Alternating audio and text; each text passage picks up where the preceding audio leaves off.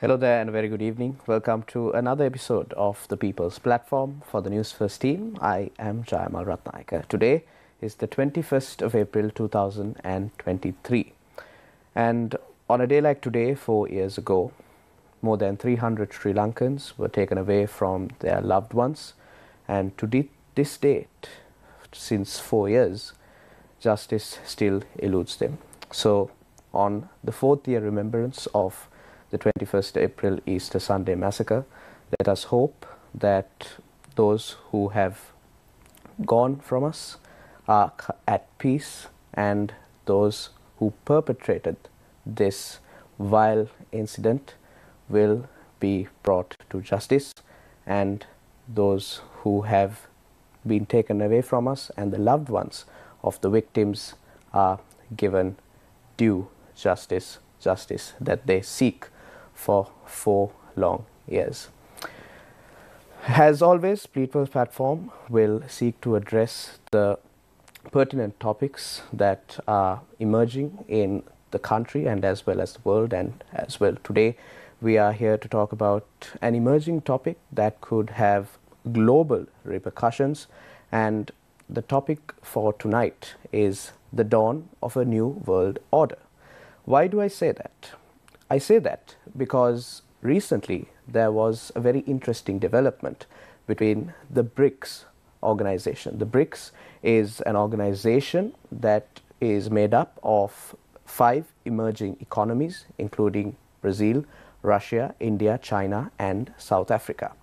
To talk about this in depth, we have invited to our studios tonight Kusum Vijay Tilaka. He is a political commentator and also well versed in this topic. Thank you, Kusum, for accepting our invitation and joining us this evening. Thank you very much, Jaimal. Always a pleasure to be here. Right, Kusum. So let's get straight into it, shall we? Kusum, I want to talk to you first about the BRICS and how their influence has come to be so large over the past few months and in the past few years as well. So to give our viewers a bit of an insight, the BRICS organization, like I said, are formed by 5 emerging economies or countries that are Brazil, Russia, India, China, and South Africa.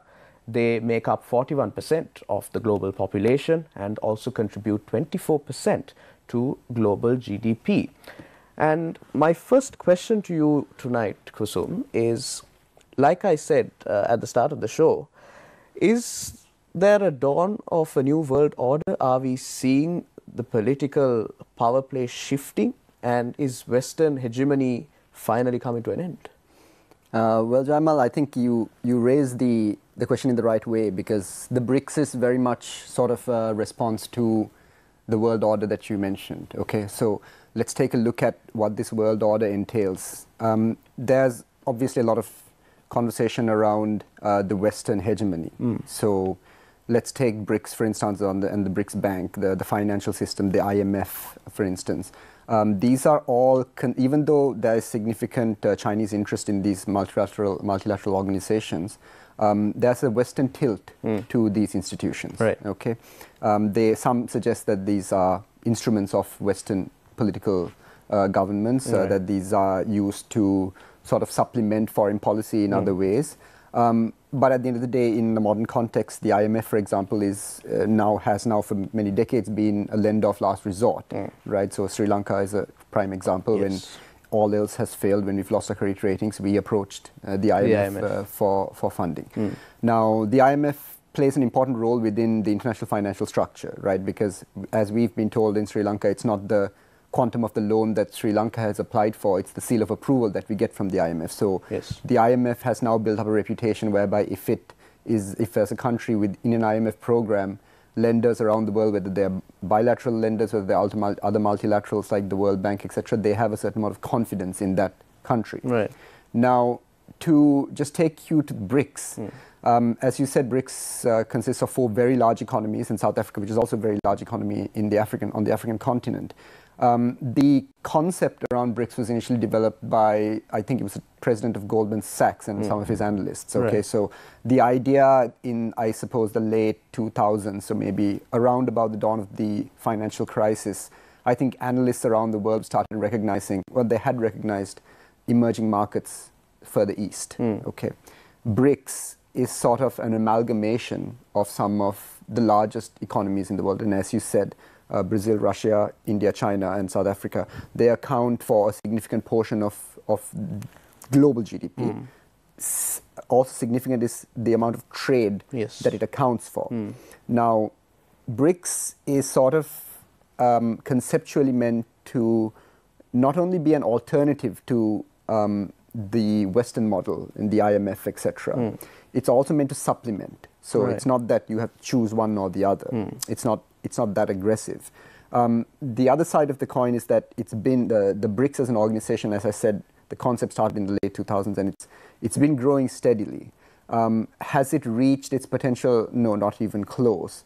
The other thing to point out is while these economies were on a certain growth trajectory in 2008, 2009, some of that growth trajectory has shifted. It's sort of come down, it's gone up again. So I don't think anyone can say that the BRICS is where everyone thought it would be by this time, 10, 15 years down the line. But at the same time, we see, especially in the last few days, there's been a BRICS meeting. I think the Brazilian President Lula da Silva visited the BRICS headquarters in Shanghai. They've been talking about a currency, which I'm sure we'll discuss as well. So this is all sort of a reaction to what you mentioned in your original question about this global order. Now, there are several pressures on the global order, okay? The global order that we describe as the current order started after World War II. World War II saw a resounding victory for the Allied forces. It also meant the complete destruction of much of Europe, including Allied nations. And the United States, many people would agree, that and the 5 to 10 years after World War II, from 1945 onwards, is probably the peak of American power globally. Okay, that was when the economy was growing at its fastest. It was globally in a lot of different ponds, so fishing in different ponds, so to say. Okay, it became foundational to the global economy in a way that it had not prior to this. Since then, we've seen the emergence of other economies in Asia, starting from the Japan, China, etc., Russia, all that.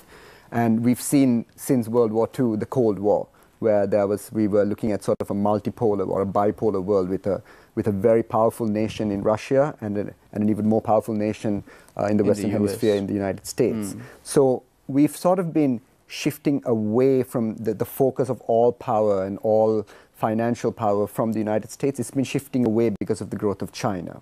Now, for the last, I would say, 20 years, and this may have been ending around the 2010, 2015s, there's been a sort of a situation where for 2 decades, let's say from the 1980s, 1990s onwards, the growth of China and the United States has become synergistic in the sense that they're growing together. And they're growing together by design, because the United States said, okay, we have no space to grow internally, but you can produce goods cheaper, and then we can buy your cheaper goods, and it will be cheaper for everybody else. And it's created... So they complement one another. They complement one another, and the byproduct of that is that the Chinese economy has seen perhaps the largest movement of people from below the poverty line and just above the poverty line to the middle class. It's the greatest migration in history, hundreds of millions of people. So it's a very successful story, right?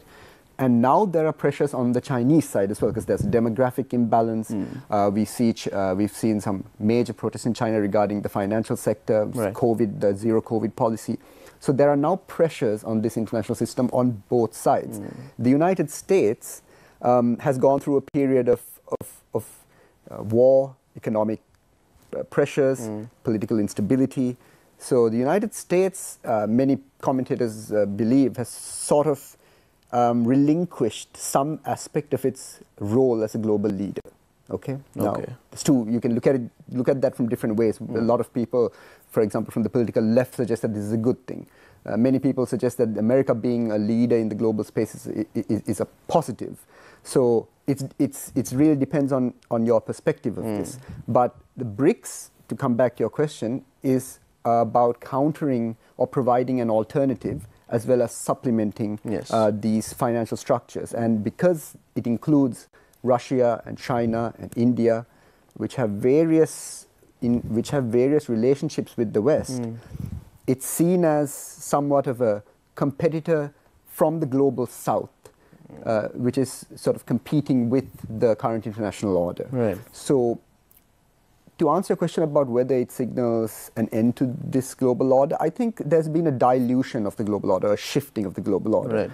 Right. For me personally, and many analysts will agree, that the BRICS has yet to show its real teeth, even through its bank. It's called the New Development Bank. It is in certain markets, it is making strides, but of course, it's not anywhere near where a lot of other analysts expect. Certainly, Goldman Sachs would have expected much more from BRICS in this last 15 years. I see.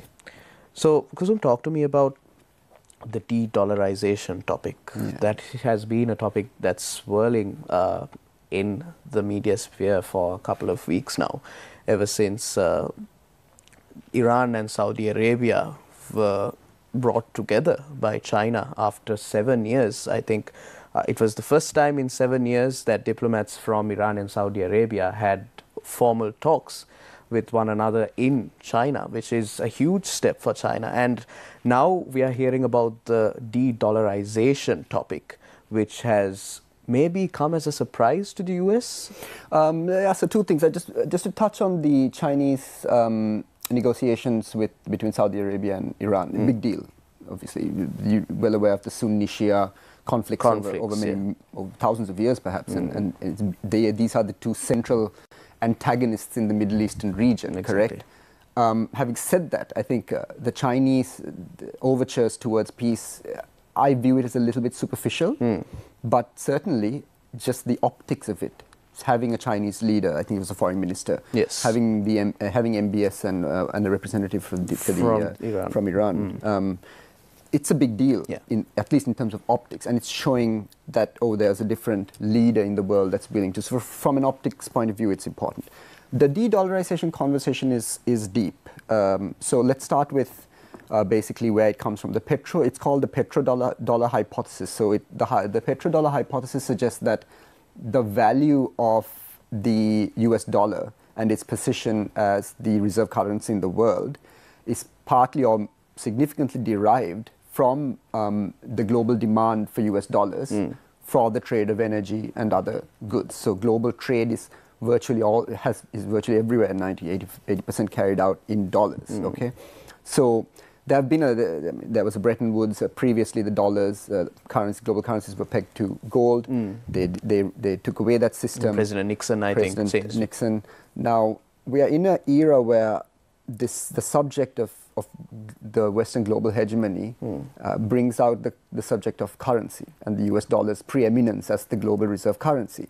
Now, I would suggest that, yes, there's certainly going to be an effect, because if Saudi Arabia, which is one of the largest energy traders in the world, switches from the dollar, if Russia has already switched from the dollar, let's say a lot of other countries do it as well, that's certainly going to have an impact on the demand for the dollar. But for me, we have to first see, okay, if our country is going to shift from the dollar, what are they shifting to? Okay, so let's take the yuan and the renminbi.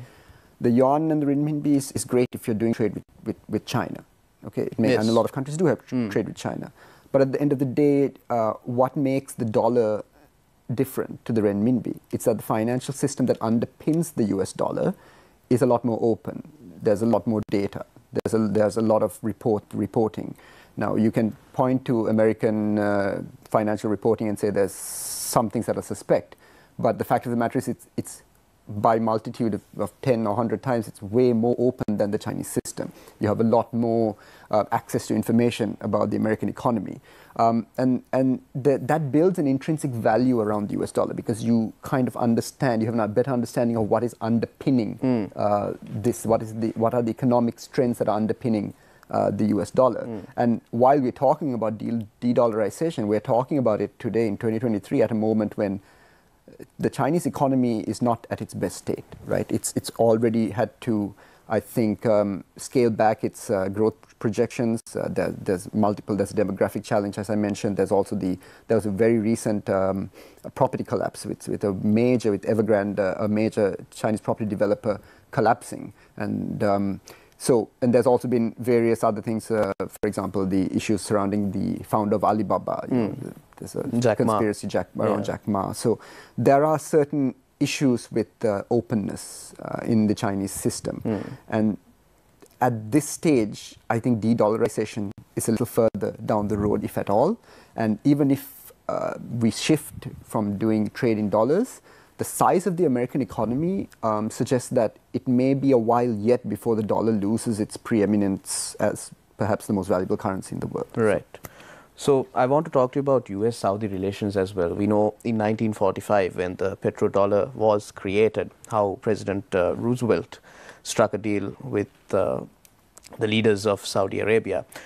However, now with China's diplomacy coming forward and emerging economies trying to ditch the dollar for, especially in terms of energy, do you feel like Saudi Arabia's relations with the US was mismanaged over the years?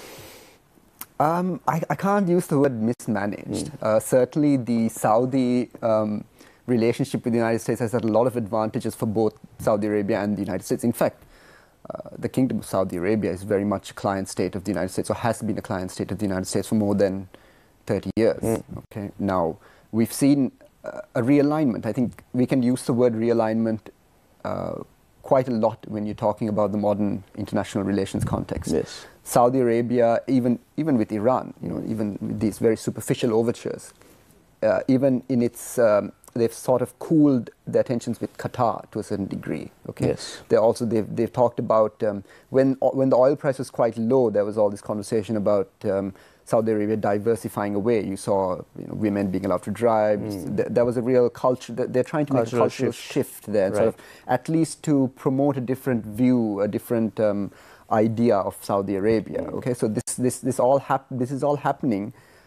In a situation where, because Saudi Arabia exists in a very interesting sort of triangle around US foreign policy. Okay, you have to take the Iranian issue and the Iranian issue with the United States. Then you have to take Israel and the Israeli issue with the United States and the Israeli partnership with the United States. And then Saudi Arabia is sort of a buffer there as well. Right. Now, if you remember the Trump administration, a very famous moment during the Trump administration was when he invited Mohammed bin Salman to the White House, to the Oval Office. And during the meeting, he sort of got one of his aides to give him a massive chart where he showed all the weapons deals that the United States has done with Saudi Arabia. And he said, "Oh, thank you very much for all these deals. I want to share." So he was sort of propagating this view that Saudi Arabia is a very valuable ally for the United States economically. Now Saudi Arabia has decided that they have other interests and the United States is not the only game in town.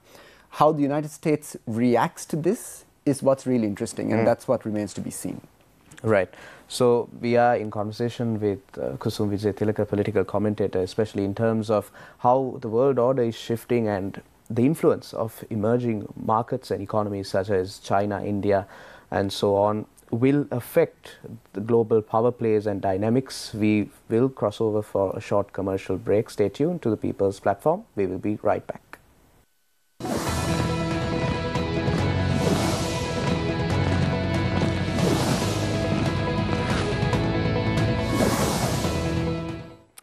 Welcome back to the People's Platform. We are in conversation with Kusum Vijay-Tilaka, political commentator, on geopolitics, the dynamics of emerging markets and how they are influencing or attacking Western hegemony at present and posing a real threat. Kusum, before we went into the break, you spoke about a synergy between the US and China. Despite China being one of the greatest competitors of the US, it is also the US's biggest trading partner, to the tune of more than $700 billion in trade each year. So if there is a shift waiting to happen in terms of supply chains, in terms of goods and services being exchanged, I personally don't think it would happen maybe over in the next decade or so, is it? Because can two nations who depend on each other very much just cut off ties in an instant? Yes, so the domestic American political scenario has, I think, illuminated this issue very well. Starting in even before the Obama candidature, but Obama was one of the first presidents who sort of came out and said that the United States has a huge problem with outsourcing its manufacturing. The American dream, I think. Yes, you've as read it's about called. it, right? That's what it's called. It's basically based around the foundation of the American dream is that you work a job, and you earn enough money to live a solid middle class life, to ensure your children have an education, etc. That's the American dream. Okay, a lot of that is based on American manufacturing. Okay, there's entire cities across the United States, from Detroit, in Michigan, Wisconsin, Ohio. These are industrial towns. Yes. Okay, they've been built up just from manufacturing. Now, since I think it was in the 80s when the United States allowed China to enter the World Trade Organization. It's called the normalization of trade relations with China. So ever since then, China's been able to access this global trade market. Now, that's sort of led to what's commonly called the neoliberal era, right? It's where American manufacturing shifted.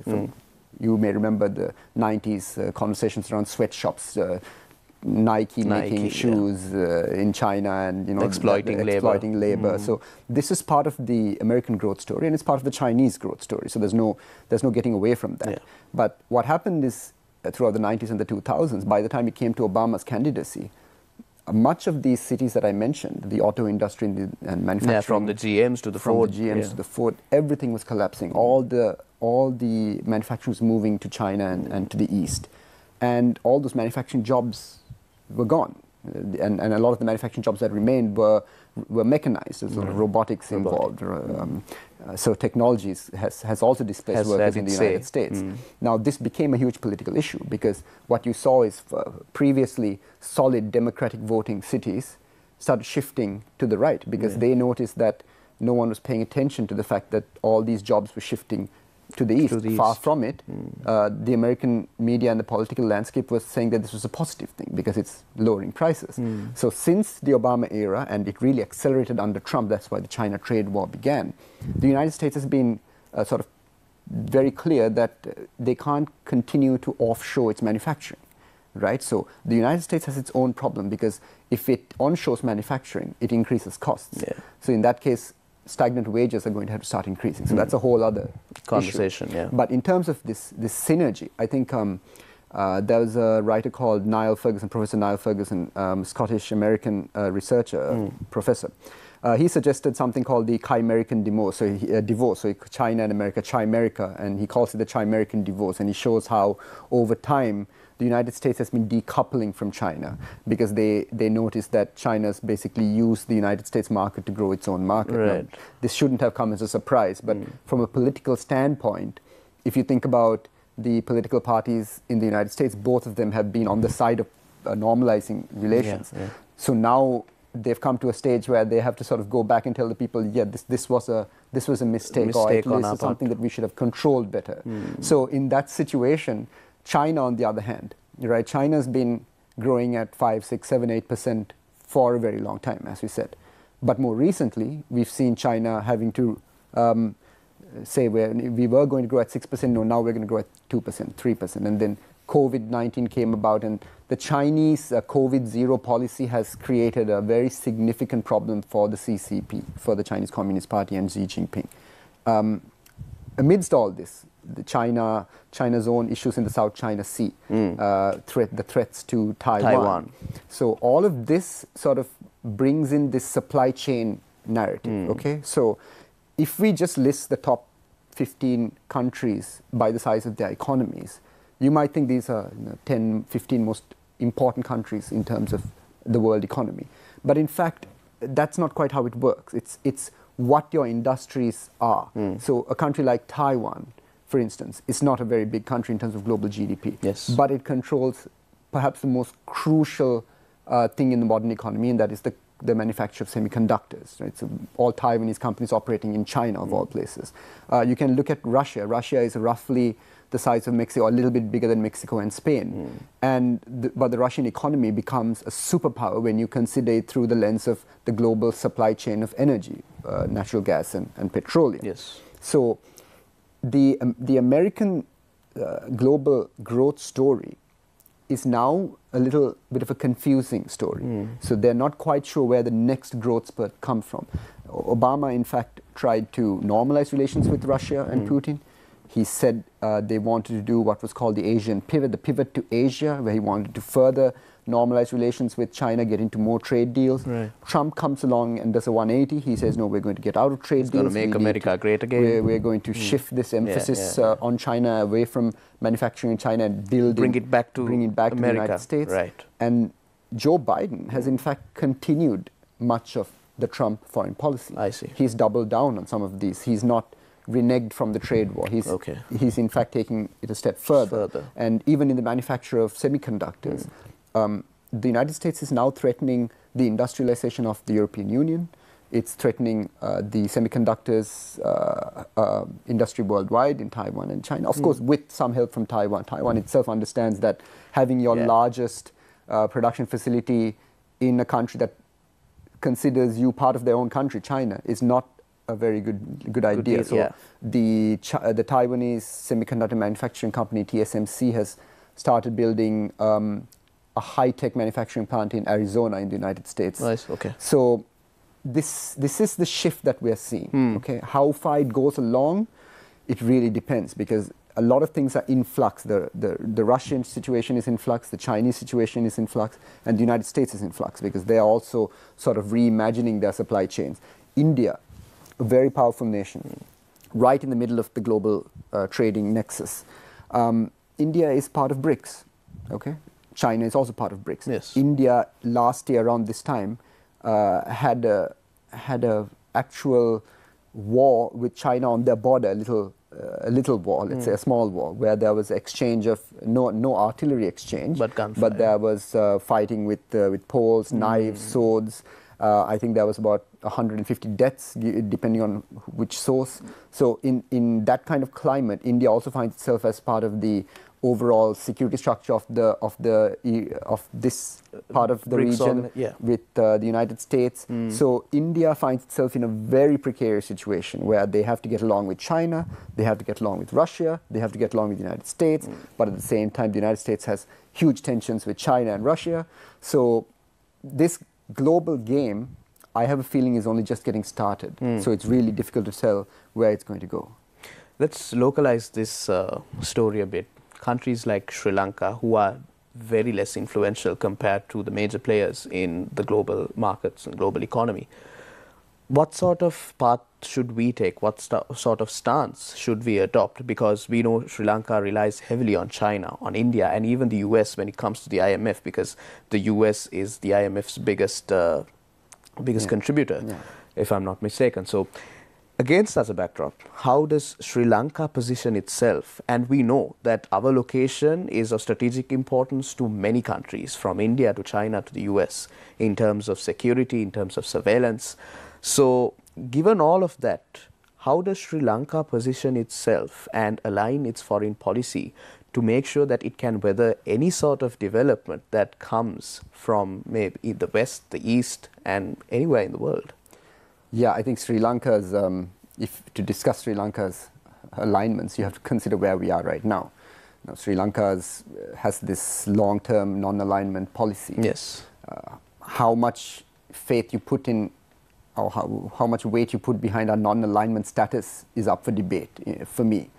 The last 10, 15 years has seen a very clear shift towards the Chinese orbit. There's no question about that. The United States, far from just being the IMF's main contributor, is our largest export market. So they have a lot of leverage over Sri Lanka as well. At the same time, we have India, which is one of our big closest allies, but also we have to manage it because of the northern political issue. And I think since in the post-war era, the Indians may have missed a trick with Sri Lanka. They've sort of allowed, and I think the Rajapaksa government had a lot to do with it, where it was a very obvious sort of ploy to utilize Chinese investments and Chinese footprints in Sri Lanka as a bulwark against the Indian pressure to implement the 13th Amendment. And so there's a real sort of mix of domestic politics and international foreign relations at play here. But now it doesn't seem as if, I personally feel, it doesn't seem as if India is willing to take that anymore, right? Because the problem that India has is that India has to work with China to some extent, but it also has to repel China. Yeah, it has to maintain its own integrity. Exactly. Now, India, in that sense, I think the Foreign Minister Jai Shankar has been talking about this. He's been treading a very fine line because there's a lot of pressure on India as an American ally to sort of take a stance against Russia, whereas Russia is one of India's main defense partners and has been for many decades. So Sri Lanka has to sort of understand, first of all, where we are and what we've been doing all this time. The data is clear on that. But we have to look for other friends, right? Because we have to diversify our partners. And I think if we can just, this language of non-alignment sometimes is unhelpful, because you can say a non-alignment all you like, but if the data shows that, well, you're becoming more and more aligned to one side of the hemisphere, to one hemisphere over the other. So I've always talked about Japan as being a great partner for Sri Lanka. We have historical relationships with Japan. We had the Japanese, in fact, are one of the largest investors in infrastructure in South Asia. In fact, within the ASEAN community, which is a group of a trading bloc of the ASEAN, the Japanese have invested more within the ASEAN community than even China. Right. But even Sri Lanka-Japan relations were soured in recent past. Yes, and that's and why is that, right? Because we can only think of one reason why you would cancel a very good Japanese light rail project. So this is the problem. I mean, are we going to allow a very large Chinese footprint to sort of decide our foreign policy? Are we going to try to become more independent of the Chinese footprint? Do we have any real chance of diversifying our export markets? Even tourism. Let's take tourism, for instance. There's a very interesting conversation right now about the shifting tourism market in Sri Lanka, right? We used to be Western Europeans, Germans, French, the British. Now we've shifted. Okay, there's less than to Indians, Russians. Chinese, Russians, Ukrainians, etc. So just take a look at the GDP per capita of those countries compared to the Western European countries. It's not even close. It's about half in some occasions. So we are clearly then getting a less value spend tourist, in which case we have to increase volumes in Sri Lanka. Yes. Is Sri Lanka's future as a volume tourist destination? It's difficult to say. I've been in the tourist industry myself, so I have a little bit of understanding in this. It doesn't seem that the spending by Chinese tourists will make up for the spending that we're missing out from Western Europeans. tourists. So, and tourism is part of our strategy to come out of in the short term. Exactly. To get additional Which means foreign we currency. need as much money as we can get. And we may need to start improving our relations with Western countries. And there are barriers such as the price of airline tickets. The price of airline tickets has gone up by 200% from the European continent to Colombo. We no longer have multiple flights through Sri Lankan Airlines. Exactly. You know, so and all this talk of the Sri Lankan Airlines, a national carrier. That was a reason we had a national carrier, right? It was to help our tourism industry. So we've completely messed up the national carrier. That's beyond question. But that doesn't mean the concept of having a national carrier was flawed to begin with, because that's not a bad idea, because not many countries are going to just fly planes to Colombo. You have to do it yourself sometimes. So this is part of the complication that Sri Lanka is faced with at the moment. Right. So you spoke about Russia. I want to talk to you about the Ukraine-Russia war and how the US plays a part in it. We saw, and we were discussing this before the program, how certain US intelligence reports were leaked, of all things, on a Discord server. Yeah. Can you just surprise me a bit on that? As I said, I'm not very conversant with the Discord server, but it's basically a chat device, right, for people who play video games. Right. So it seems that a very junior member of US intelligence, he's been named, his name was Teixeira, American citizen. He was on this Discord network, and for several months he's been releasing classified data on that chat room, thousands and thousands of pages of documents. And it really sort of came to pass because he had left a comment on his Discord server to his other friends saying that, oh, I'm not going to keep posting, something like, I'm not going to keep posting classified intelligence data if you guys aren't going to take it seriously. So the story is that he's basically trying to impress his friends online, and he's gone and sort of dumped released all of the intelligence reports. And the intelligence reports were stunning. I mean, this was the first time that we knew that the Western forces have boots on the ground in Ukraine. It's never been reported before. Yes. It's not massive numbers. I think the highest number is 50 Special Forces soldiers from the United Kingdom, and 14 from France and 14 from the US. Small numbers, but it still means something that there are boots on the ground, because that's not something that's ever been accepted. We got information that the Ukrainian military is losing ammunition, that their air defenses are struggling.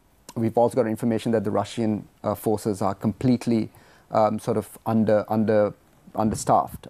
They have problems with manpower. They have problems with supply lines, because the geography and topography of the European continent is such that there's very few access points to some of these regions. So if you take Crimea, for instance, which is very central to the Ukraine conflict, Crimea is now taken over by Russia, and they can protect that it's like a little peninsula with a small link between the main continent. It's almost an island, but it's not. Okay, but so it's limited access. It's limited access, so that's a choke point. Now, Russia has taken over the peninsula, but its supply lines are struggling because they have to supply, because there's ammunition. They have supply ammunition, medical supplies, etc. And the president of Ukraine, Vladimir Zelensky, said very early on in the conflict that this conflict has started with Crimea and it will end with Crimea. So there's a conversation about Ukraine trying to take back Crimea. To most analysts, this seems like a very ambitious thing to do. But the fact of the matter is, what these intelligence leaks has also shown is that the Russian military before this invasion was considered the second most powerful military in the entire world, second only to the United States. Okay, now, everyone expected when the invasion began that the Ukrainian defense would be a simple task for the Russians. But it's sort of shown that what Russia is, it's been called a paper tiger. It's been shown to be not as efficient a military as it should have been, as people thought it was. So this has really shifted sort of the balance of how people view it. And China is another interesting point. It's an ally of Russia. They too probably thought that Russia would have Ukraine under control by now. And they're seeing that this is just going on and on. So do you believe Russian soldiers were not battle-hardened enough to face the conflict? I think one of the other reports is that there have been more Russian deaths than Ukrainian deaths. So that was some of the casualty things had been released on in this intelligence leak.